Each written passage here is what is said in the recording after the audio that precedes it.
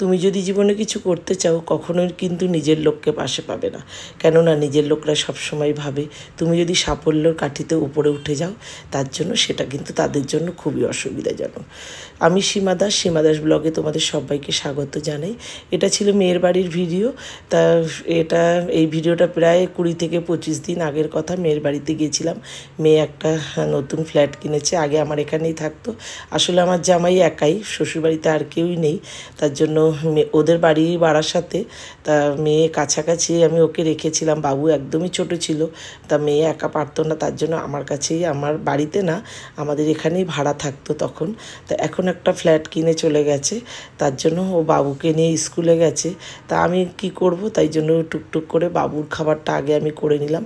আস্তে আস্তে বাবুকে নিয়ে একবারে মেয়ে চলে আসে, তা একটু দূর হয়ে গেছে বলে তার জন্য আমি একটুখানি বাবুর মাছের ঝোলটা আর ভাতটা করে নিচ্ছি। এই হলো ব্যাপার। ভিডিওটা করে রেখেছিলাম তখন, তবে আমার এই চ্যানেলটা কয়েকদিনের, এই 4 থেকে 5 দিন হলো চ্যানেলটা ওপেন করেছি। তা ভাবলাম যে এই ভিডিওটা আছে যখন তোমাদের সাথে শেয়ার করি, তার জন্য এই ভিডিওটা শেয়ার করলাম। আর নতুন ফ্ল্যাটে বেশ ভালো লাগছে কাজ করতে।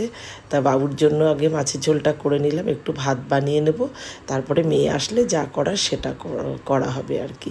মেয়ে আস্তে আস্তে প্রায় 12টা বাজে। তাই এই হলো ব্যাপার। মেয়ের বাড়ির ভিউটা ভীষণ সুন্দর, ব্যালকনির ভিউটা। অন্য কোনো দিন আবার যখন মেয়ের বাড়িতে যাব নিশ্চয়ই তোমাদের সেই ভিউটা একবার দেখাবো। তাহলে চলো আজ আসি, সবাই ভালো থেকো, সুস্থ থেকো, সাবধানে থেকো। আবার আসবো অন্য কোনো ভিডিও নিয়ে। ভিডিওটার সঙ্গে কিন্তু আমার চ্যানেলটার সঙ্গে থেকো। আজ আসি, টাটা।